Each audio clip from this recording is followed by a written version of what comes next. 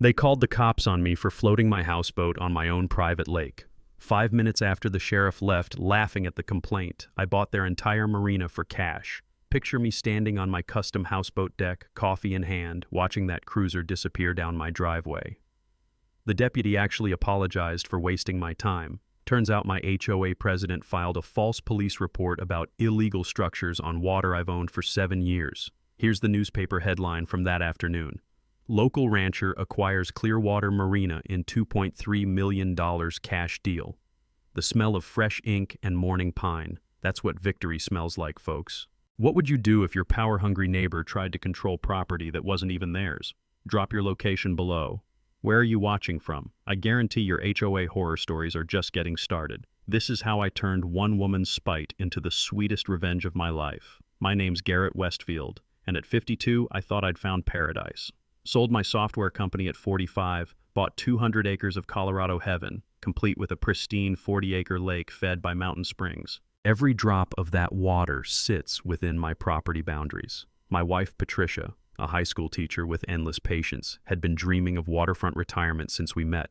We spent 3 years building the perfect houseboat in our ranch workshop. 32 feet of solar-powered, eco-friendly paradise with a composting toilet that works better than most city systems. The smell of fresh pine lumber and boat varnish during construction still takes me back to those blissful days when our biggest worry was choosing the right wood stain. Then, the neighbors moved in. Clearwater Estates, 47 McMansions built between 2019 and 2021, marketed as exclusive lakefront living. Except they're not actually on the lake. They just have views of my lake from their overpriced porches. The developer sold lake views without owning a single drop of water. Enter Brenda Hutchcraft, age 47, HOA president and self-appointed defender of property values. This Phoenix transplant moved into an $800,000 house backing up to my ranch corner, giving her a front row seat to everything happening on my water. She came equipped with Ring doorbell surveillance obsession and a personality that could sour fresh milk in the carton. Brenda's first visit happened 3 days after we launched the houseboat. I'm feeding fish when gravel crunches under designer boots. She marches to our property line like she's commanding an invasion. "That thing destroys our sight lines," she announces, pointing at my boat like it's personally insulting her existence. "It needs to be moved to a less visible location." I politely explained property boundaries, showed her survey markers, even pulled out the deed. Her face cycled through more colors than a Colorado sunset. "We'll see about that," she huffed, already photographing everything with her phone. Those crisp survey documents rustling in the morning breeze should have been my first warning that this woman wouldn't accept reality. Within a week, Brenda had researched every county code imaginable, started Facebook campaigns about unsightly structures ruining our investment, appointed herself neighborhood surveillance commander with telephoto lens equipment. The woman was relentless. Meanwhile, Clearwater Estates was bleeding money faster than a punctured water balloon. Residents pay $340 monthly in HOA dues, highest in the county. But their community pool's turning green, their marina contracts 3 months behind, and their reserve accounts practically empty. They contract with Sunset Marina for $15,000 monthly, providing boat storage and launch access for residents. The marina owner Pete's a decent guy struggling since COVID killed tourism, and that contract represents 40% of his remaining revenue. Brenda's convinced my eyesore is destroying property values and causing their financial crisis. She's got it backwards. Their money problems aren't boat-related, they're management-related. But try explaining economics to someone who thinks harassment qualifies as neighborhood leadership. Here's what Brenda didn't know, and what I learned years ago running my company. Colorado requires HOA boards to make financial records available to any homeowner who requests them. Most people never think to ask, but I've been in business long enough to smell cooked books from 3 counties away. The gentle lapping of water against our hull that first peaceful night aboard was pure magic. But the smell of barbecue smoke from their Memorial Day party carried whispered complaints about missing money that made my business instincts tingle like a smoke detector. So there I was, floating peacefully on my own lake, watching Brenda plot through her kitchen window, completely unaware she was about to become my unwitting business partner in the deal of the decade. Sometimes the best opportunities come disguised as the worst neighbors. Brenda struck first, and she struck hard. 2 weeks after our fence line showdown, I found a certified letter in my mailbox from the county planning department. She'd filed an official complaint alleging unpermitted structures and environmental violations, claiming my houseboat sewage threatened shared water resources. The audacity was breathtaking, complaining about water that belonged entirely to me. But here's where it gets interesting. She also launched a social media blitz, posting telephoto photos on Facebook and claiming I was operating a floating health hazard that endangered the entire community. When Inspector Rodriguez pulled into my driveway 3 days later, he looked like a man expecting to write citations. Instead, I handed him a 3-inch folder containing every permit, environmental assessment, and compliance certificate imaginable. The sound of his boots crunching across my gravel driveway shifted from authoritative to curious as he examined my setup. 20 minutes later, clipboard pages flapping in the mountain breeze like surrender flags, he delivered his verdict. "Sir, this is cleaner than most vacation cabins. You're 100% legal." He actually asked permission to photograph my composting system for the county's best practices guide. But while Brenda was filing false complaints, I was playing a different game entirely. See, 30 years of business taught me that financial desperation makes people do stupid things, and something about Clearwater Estates smelled like desperation disguised as affluence. So I started digging into public records like an accountant with insomnia. What I discovered made my morning coffee taste like victory. The HOA was hemorrhaging money. Marina payments 3 months behind. Pool maintenance deferred twice. Reserve account balance lower than my grocery budget. For a community collecting over $15,000 monthly in dues, they had less financial stability than a lemonade stand.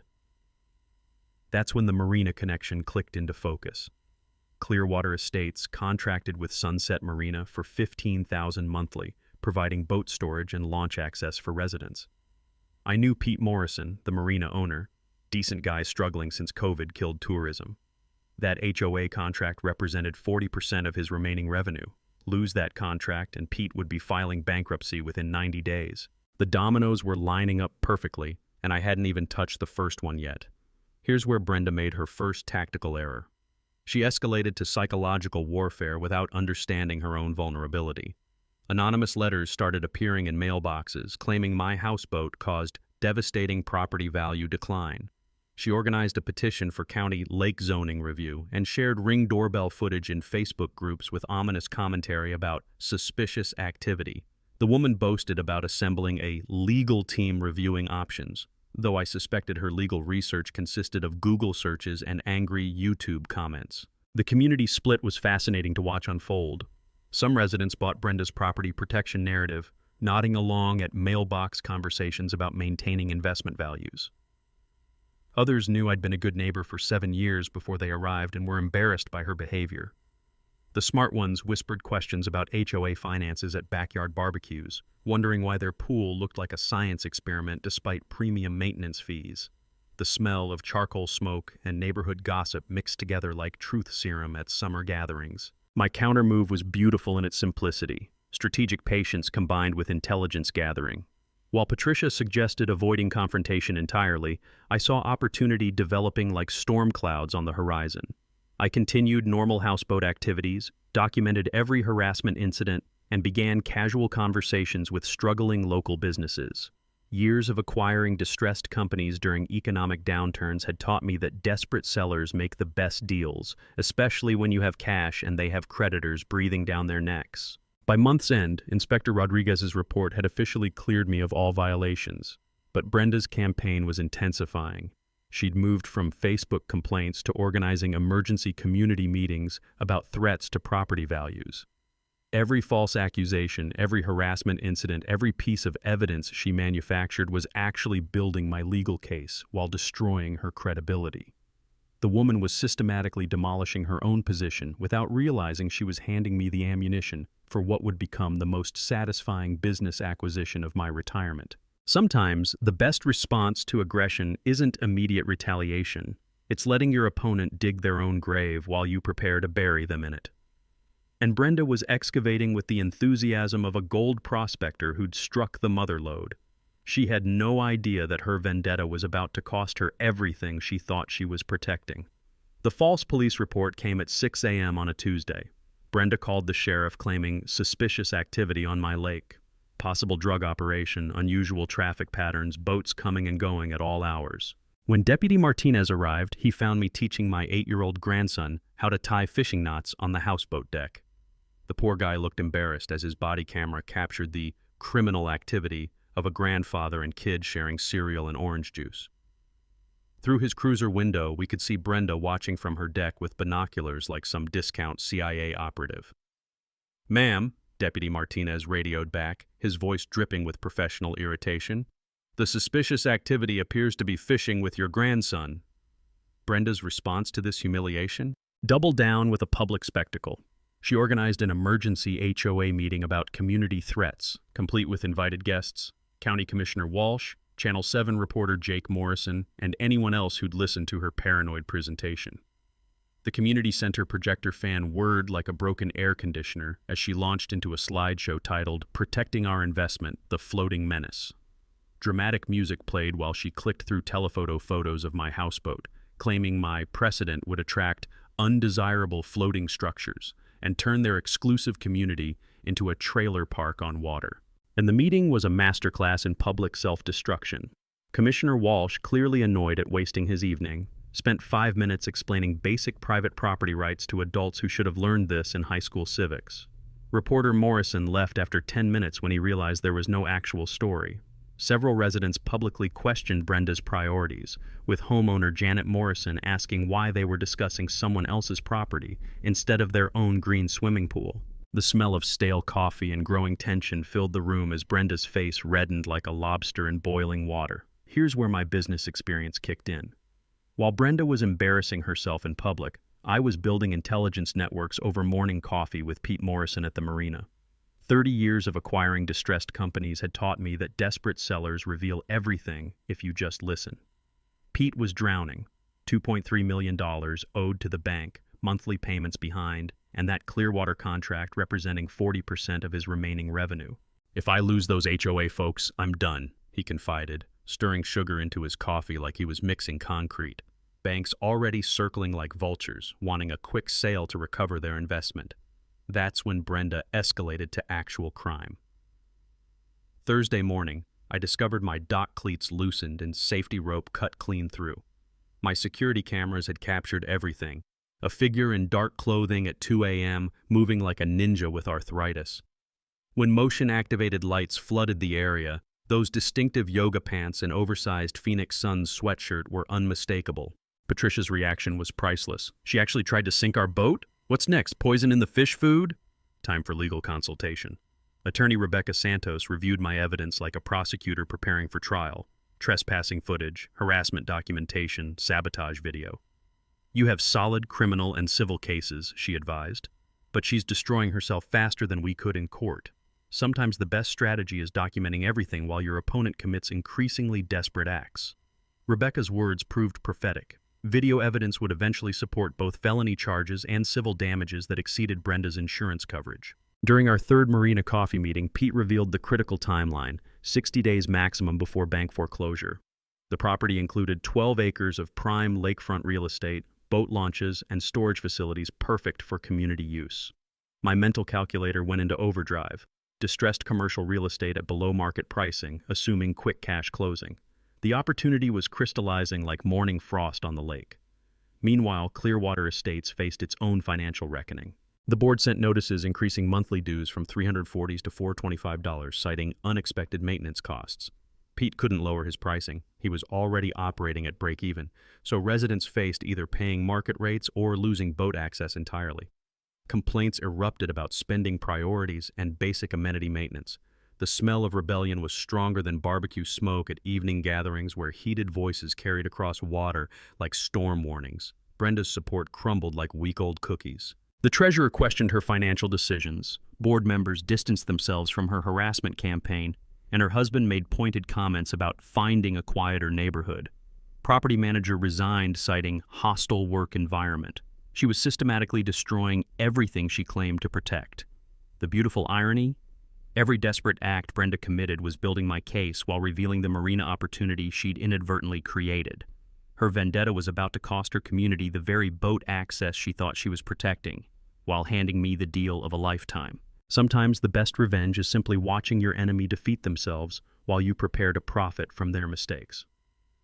Brenda's next move was her boldest yet, and her dumbest. She filed a complaint with the state environmental agency claiming my houseboat was discharging raw sewage into a community water source and causing fish kills throughout the lake. The woman alleged I was operating an illegal waste facility that threatened the entire watershed, demanding immediate government intervention. The complaint read like environmental fiction written by someone who'd never seen a composting toilet. When Dr. Kim arrived from the State Environmental Division, she came armed for major contamination investigation, testing equipment, sample bottles, hazmat protocols. Instead, she found pristine water quality exceeding state standards, thriving fish populations, and my solar-powered composting system actually improving lake health through natural aeration. The smell of fresh mountain air mixed with pine needles was so clean it made her laugh. "This is model environmental stewardship," Dr. Kim declared, snapping photos for the agency's demonstration guide. "Mind if I bring graduate students for field studies?" But Brenda doubled down on media manipulation. She contacted Channel 7's Jake Morrison, claiming an environmental cover-up involving wealthy landowners and corrupt officials. She arranged an exclusive interview about big money interests polluting neighborhood water while authorities looked away. The news van's diesel engine idled in Clearwater Estates' entrance like a promise of vindication as Jake positioned camera equipment for what Brenda assumed would be her triumph moment. The lakefront interview was spectacular, just not how she intended. Standing dramatically on her deck, pointing accusingly at my houseboat while discussing environmental crimes, Brenda claimed officials had been bought off by my influence.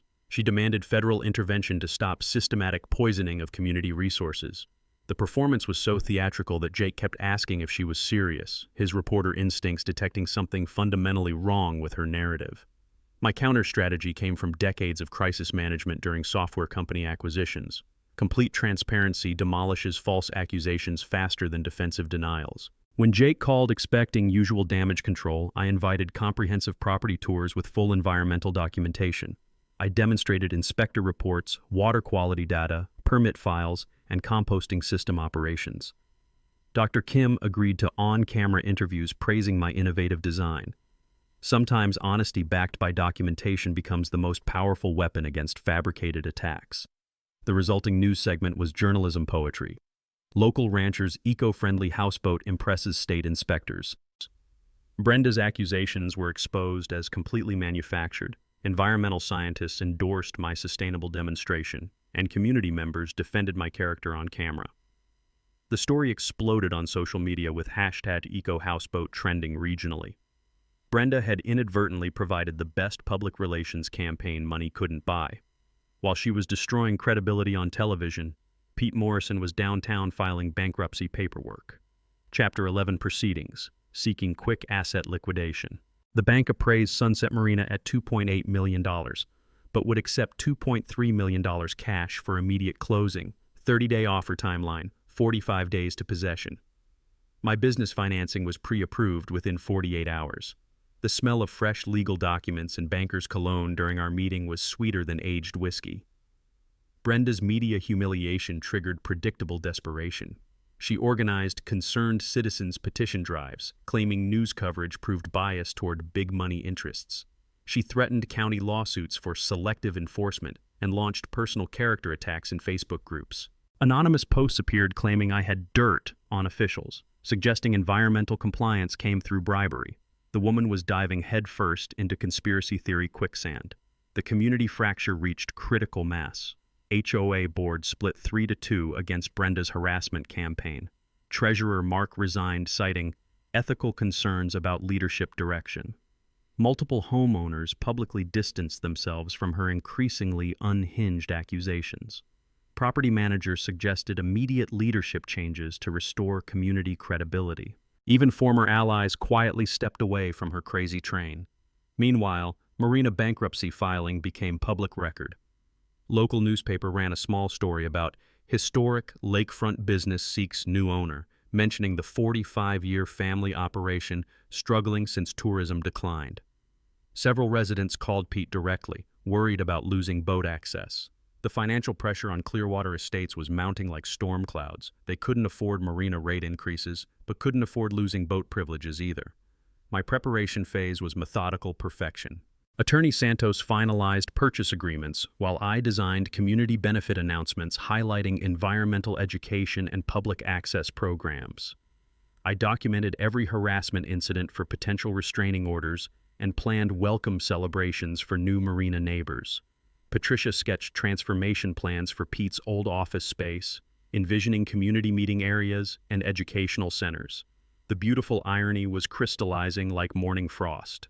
Brenda's vendetta had systematically destroyed her credibility, isolated her from support, and created the exact business opportunity that would benefit everyone except her. Her environmental complaints had generated positive media coverage for my sustainable practices. Her harassment campaign had documented her own criminal behavior. Her attempts to damage my reputation had strengthened community relationships and revealed the Marina acquisition opportunity. Sometimes the sweetest revenge isn't revenge at all. It's building something so beneficial that your opponent's destruction becomes irrelevant to everyone's happiness. And I was about to serve up community transformation with environmental education on the side. Everything changed when Mark Hendricks knocked on my door at 7:30 on a Thursday evening. The former HOA treasurer looked like a man carrying the weight of guilty secrets, shifting nervously on my porch while glancing toward Clearwater Estates like a fugitive checking for pursuit. "Mr. Westfield," he whispered, voice barely audible above the evening cricket chorus, "we need to talk about Brenda. There's something you need to know about the money." What Mark revealed in my kitchen that night was criminal enterprise disguised as neighborhood politics. Brenda had been embezzling HOA funds for 18 months, $47,000 stolen through forged signatures and falsified financial reports. Those Marina payments that were supposedly behind, diverted to Hutchcraft Property Solutions, her husband's landscaping business, through phantom contracts and inflated invoices.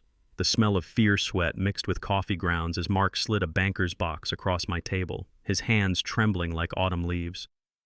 "I couldn't be part of the cover-up anymore," he confessed, opening files that documented systematic theft. Pool maintenance funds had vanished while residents complained about green water.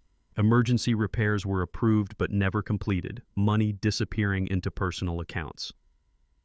The woman had been looting her own community while orchestrating a harassment campaign to keep attention focused on my houseboat.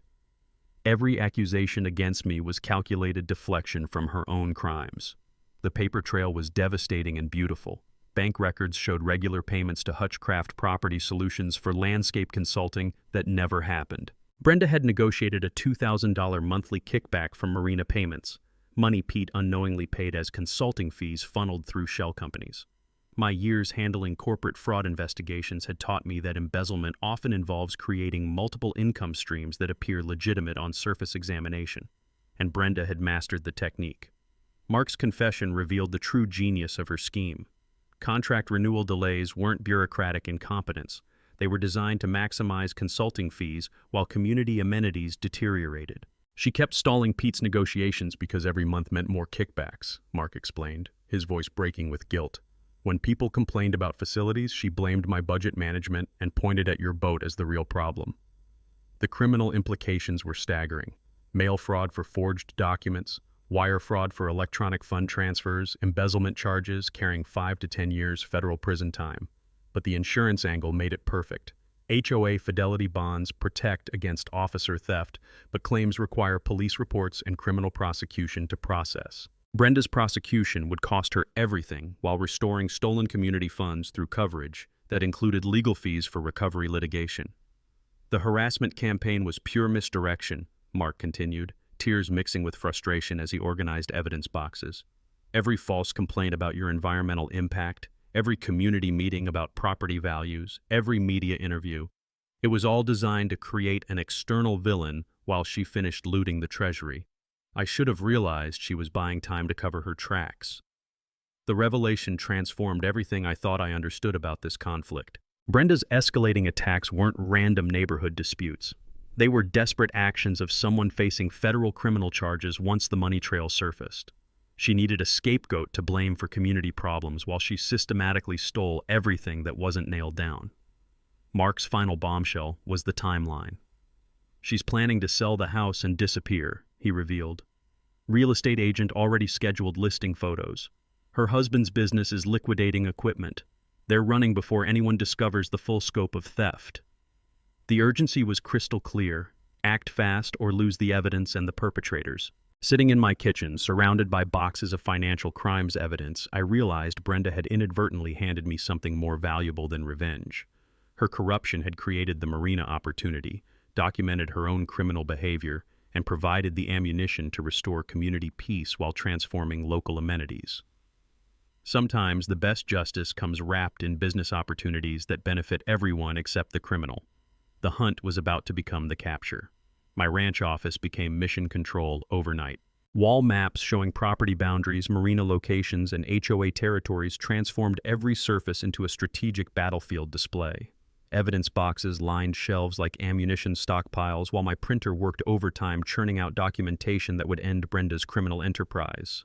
The smell of fresh coffee mixed with hot printer ink reminded me of late nights during software company acquisitions. Except this time, the hostile takeover target was a corrupt HOA president who'd picked the wrong neighbor to mess with.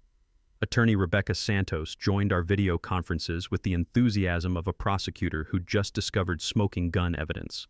CPA Martin Morgan analyzed embezzlement records with forensic precision that would make federal investigators jealous. Dr. Kim agreed to provide environmental testimony, while my old friend Tom Bradley, former FBI white-collar crime specialist, organized evidence packages like he was building RICO cases. My years assembling teams of lawyers, accountants, and technical experts during corporate acquisitions had taught me that complex victories require specialized expertise in every relevant field, and this situation was beautifully complex. The financial strategy moved faster than Patricia's morning coffee disappearing on busy school days. I accelerated Marina purchase closing to 15 days, submitting a $2.2 million cash offer that was $100,000 under asking, but guaranteed immediate closing without financing delays. Property appraisal revealed development potential for community facilities that would transform local recreation while generating sustainable revenue. My banking relationships from business days provided renovation financing that made Pete Morrison practically weep with relief that his family's 45-year operation would continue serving the community instead of being demolished by corporate vultures. Intelligence networks expanded like gossip at a church potluck. Mark provided coded text updates from HOA board meetings where Brenda's paranoia was becoming impossible to ignore. Pete shared Marina customer complaints about entitled HOA members threatening to get the owner fired when policies were enforced. Patricia organized coffee gatherings with reasonable neighbors who whispered concerns about financial irregularities in Brenda's increasingly erratic behavior. Even my fishing buddies reported her escalating surveillance obsession, describing how she interrogated delivery drivers and photographed license plates of anyone visiting my property. Evidence organization was methodical poetry. 47 harassment incidents with timestamps and witness statements, video surveillance of trespassing and sabotage attempts, environmental compliance reports that exposed her false accusations as complete fabrications, financial records revealing systematic embezzlement through shell companies and phantom contracts, media coverage documenting her public credibility destruction and dishonesty. Tom Bradley's FBI experience showed in cross-reference documentation that would satisfy both criminal prosecutors and civil attorneys seeking maximum damages. Technology deployment covered every conceivable angle. Security cameras monitored all access points with cloud storage backups immune to tampering. Drone footage captured lake boundaries and environmental features in stunning 4K resolution. Professional photography showcased sustainable living innovations while building community support. Digital forensics recovered deleted HOA financial records from backup servers that Brenda thought she'd destroyed forever. The texture of justice felt smooth as silk when you had ironclad evidence supporting every accusation. Marina renovation visions spread across our dining room table like architectural dreams becoming reality. Youth sailing programs, eco-tourism education centers, community event spaces for weddings and reunions, affordable boat storage for working families instead of wealthy HOA members exclusively. The transformation would create 15 local jobs and generate over $500,000 in annual economic impact while providing recreational opportunities regardless of income level. Patricia's sketches of the community center showed her teachers' instincts for creating welcoming educational environments. Public relations planning balanced grace with devastating effectiveness. Community newsletters would highlight environmental benefits and educational opportunities. Open house events would demonstrate sustainable living while building neighborhood alliances. Fishing club partnerships would launch youth conservation programs. Environmental group endorsements would validate our practices while obliterating any remaining pollution accusations.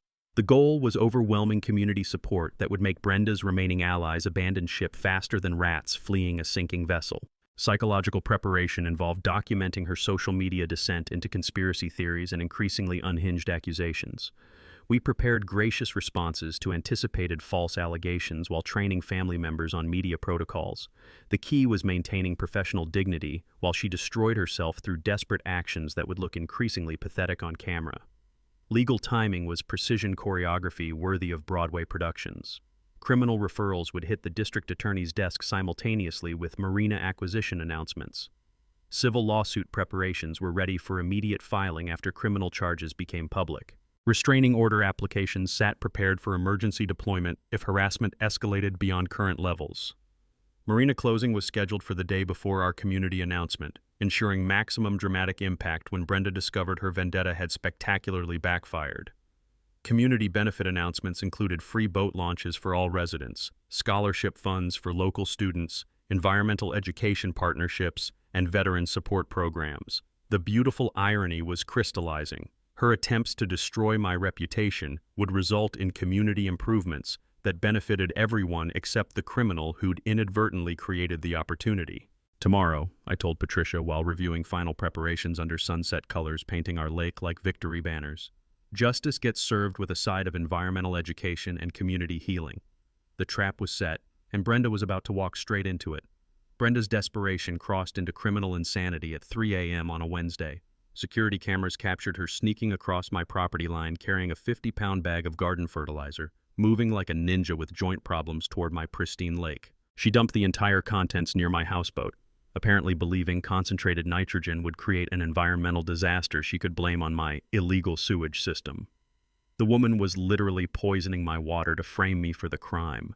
The irony was thicker than the fertilizer clouds dispersing harmlessly in crystal-clear mountain water that had survived worse pollution from migrating geese. Motion-activated floodlights caught her escape attempt in glorious HD detail. Her distinctive waddle, panicked expression when she realized everything was being recorded, and the moment she tripped over her own feet while fleeing like a caffeinated turkey. Environmental damage was minimal thanks to natural filtration, but criminal intent was undeniable. Deputy Rodriguez arrived 20 minutes after my call, handcuffs clicking around Brenda's wrists while half the neighborhood watched from windows like they were attending the world's most satisfying reality show. The arrest fallout was immediate entertainment gold. Brenda's mugshot appeared online within hours, wild-eyed expression suggesting someone whose careful plans had exploded spectacularly. Emergency HOA meetings were called while residents demanded her resignation through formal complaints that read like prosecutor wish lists. Facebook groups erupted with commentary ranging from shock to vindication, from neighbors who'd suspected her instability since the binocular incidents. Here's where her expensive Denver attorney made the first smart decision in this entire saga: immediate advice against further property contact while attempting plea negotiations. Legal fees were already approaching $25,000, indicating Brenda finally understood the federal prison exposure she faced for escalating from harassment to environmental terrorism. Her defense strategy involved mental health claims, but premeditated sabotage footage made insanity defenses nearly impossible to sell. Brenda's counterattack was pure conspiracy theory madness. Anonymous flyers claimed I'd purchased law enforcement cooperation, while fake social media accounts posted elaborate theories about government corruption reaching the highest levels. She attempted business boycotts against Marina supporters, claiming local merchants were part of vast conspiracies to destroy honest citizens. The woman had descended into paranoid delusion territory where everyone except her was corrupt, criminal, or compromised. But here's where my patient's strategy paid beautiful dividends. While she was destroying her remaining credibility with conspiracy theories, I was closing the Marina deal that would transform her harassment into community benefit. Final inspections revealed only cosmetic issues that would improve property value. Environmental permits sailed through thanks to my compliance reputation. County commissioners unanimously approved community boat launch plans, praising public access improvements that would serve families instead of just wealthy HOA members. Community backlash accelerated like wildfire in dry brush. Property managers received formal leadership complaints from 17 homeowners. Insurance companies investigated embezzlement claims that could void coverage and leave residents personally liable for stolen funds. The Recall Brenda petition achieved 67% signatures within 3 days, pages passing hand-to-hand at mailbox clusters like revolutionary documents. The smell of rebellion was stronger than pine smoke from evening campfires where neighbors shared Brenda horror stories. Her financial collapse was spectacular theater. Husband's landscaping business lost major contracts as embezzlement rumors spread faster than gossip at church socials. Their house appeared on listings with out-of-town agents, suggesting planned escape before prosecution intensified. Legal defense costs mounted while insurance claims were denied due to criminal charges. Asset liquidation was happening faster than clearance sales at failing retail stores. The anonymous threat letter arrived Friday morning. Generic paper, vague language about serious consequences and potential accidents involving my property. Tom Bradley's FBI experience kicked in immediately, analyzing the document for federal prosecution potential while I implemented additional ranch security. Written threats accompanying criminal harassment campaigns represent serious felony charges that federal investigators pursue aggressively, especially when combined with environmental sabotage and embezzlement evidence. Media investigation deepened as Jake Morrison discovered the embezzlement story behind Brenda's harassment.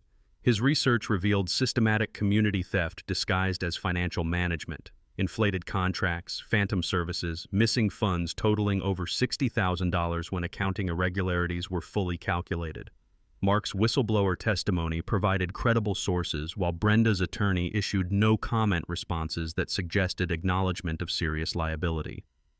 Community immune systems activated against the infection of corrupt leadership. HOA board suspended Brenda 4-1 pending investigation while ordering independent financial audits. Marina contracts were terminated immediately to prevent further losses. Residents organized volunteer security patrols and property value stabilization committees. Democratic processes and legal accountability were systematically removing toxic elements while preparing for renaissance under honest management. The beautiful irony was crystallizing like morning frost on the lake. Every criminal act Brenda committed was building my legal case while creating the community crisis that justified Marina acquisition and management reform.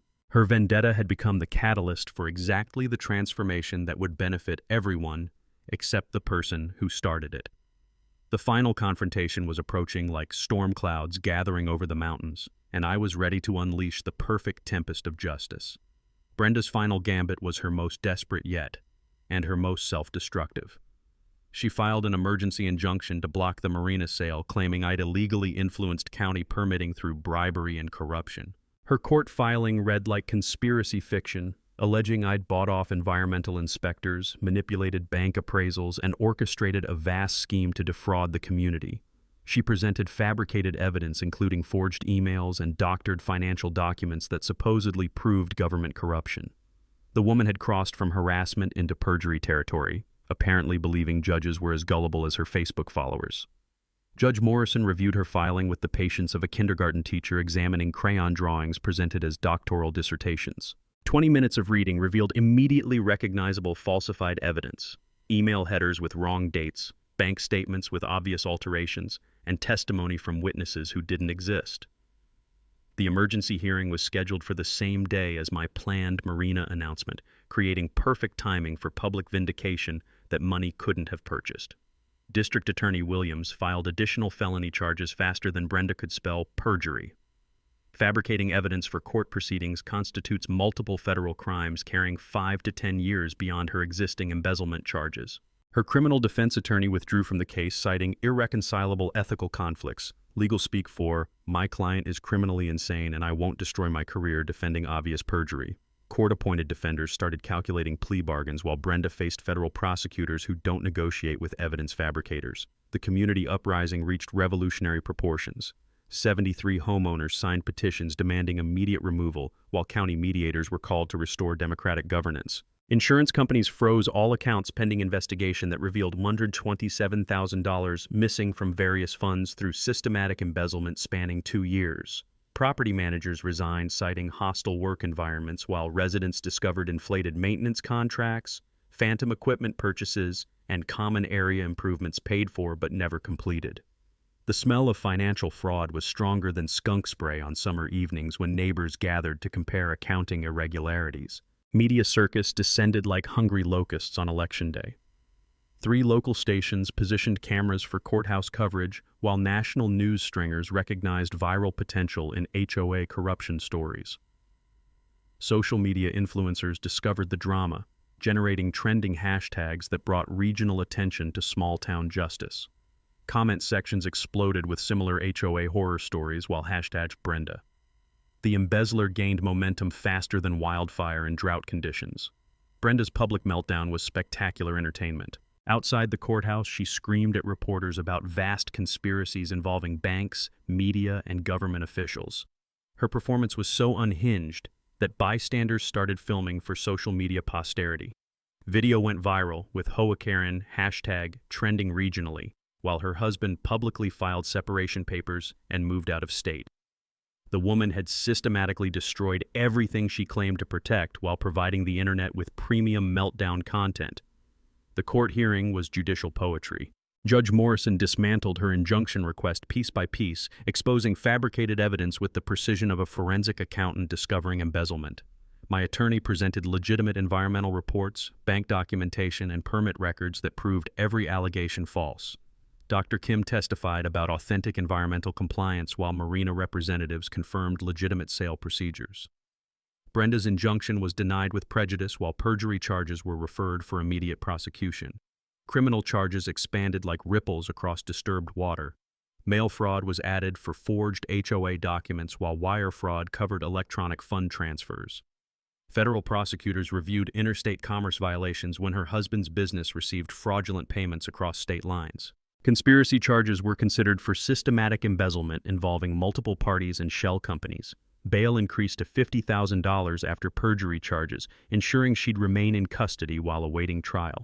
Marina closing day arrived like Christmas morning for justice enthusiasts. Final documents were signed at the courthouse with media witnesses documenting the transition. Keys transferred ceremonially, while cameras captured Pete Morrison's emotional relief at passing his family business to responsible ownership. My first official act was posting community welcome signs that replaced private property barriers, opening recreational access to families regardless of economic status. Bank representatives called it the smoothest, distressed property acquisition they'd handled in decades. Community celebration preparation transformed the marina into festival grounds. Volunteers decorated launch facilities, while local restaurants donated food for grand opening events.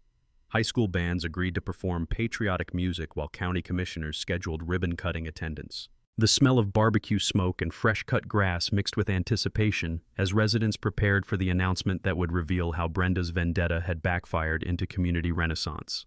Brenda's final isolation was complete and pathetic. Only 2 homeowners still supported her leadership, while legal defense funds received minimal contributions from a community that had discovered the scope of her theft. Local businesses refused service citing harassment history, while social media accounts were suspended for policy violations. Property showings were canceled when prospective buyers researched her criminal background and fled faster than tourists from bad weather. Federal investigation expanded beyond local jurisdiction as FBI white-collar units reviewed embezzlement evidence that crossed multiple state lines and involved sophisticated financial fraud. The trap was completely set, evidence was overwhelming, and community support was universal. Tomorrow's announcement would transform Brenda's criminal conspiracy into the catalyst for regional recreational improvement that would serve families for generations. Justice was about to be served with a side of environmental education and community healing. The grand opening event drew over 200 community members to our newly acquired marina, transforming what had been Pete's struggling business into a celebration of justice and community renewal. County Commissioner Walsh stood alongside Sheriff Rodriguez and Dr. Kim from the Environmental Division, their presence lending official weight to what everyone sensed would be a historic announcement. Media crews positioned cameras for live coverage, while the gentle sound of water lapping against docks mixed with crowd murmur and the distant thrum of news helicopters circling overhead like electronic vultures waiting for drama to unfold. I stood before the gathered crowd holding the marina deed, my houseboat visible in the background like a symbol of the journey that had brought us to this moment. "Friends and neighbors," I began, voice carrying across the water. "6 months ago, someone tried to use harassment and false accusations to drive me from my own property.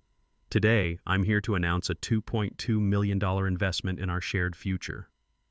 The crowd's surprised applause rippled through the marina like wind across water as I revealed the community boat launch program, youth education initiatives, and environmental demonstration center that would transform local recreation forever. The large screen mounted near the dock began displaying timeline evidence of Brenda's harassment campaign, security footage showing trespassing and sabotage attempts, documentation of false environmental complaints, and financial records revealing $127,000 embezzled from community accounts.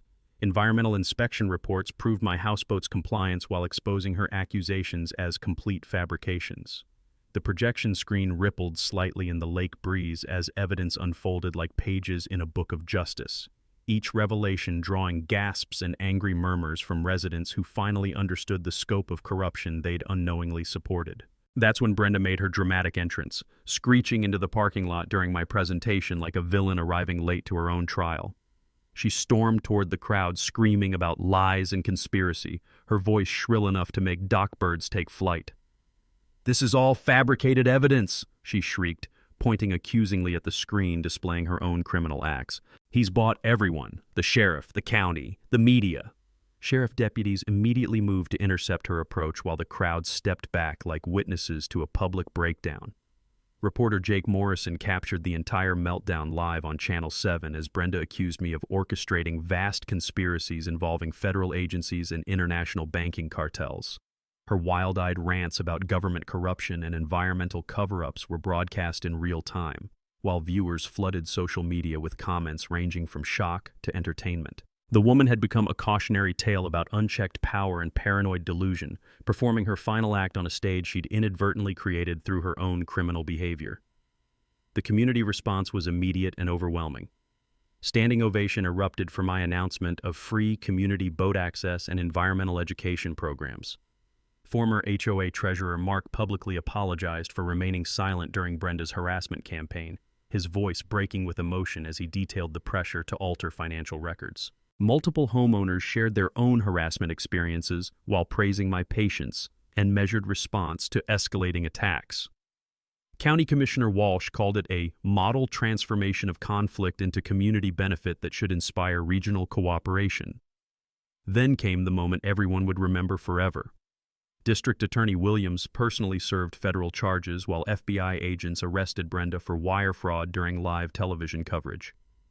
The handcuffs clicked around her wrists while cameras documented every second of justice being served. Miranda rights were read with full media documentation as she continued screaming about conspiracies and corruption, even while being loaded into federal custody.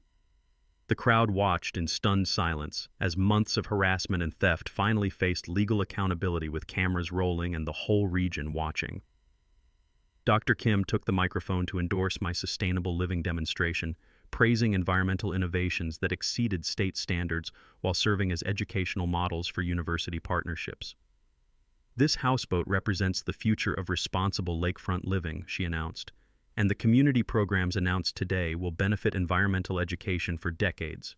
Her scientific validation demolished any remaining credibility Brenda's pollution accusations might have retained among confused residents.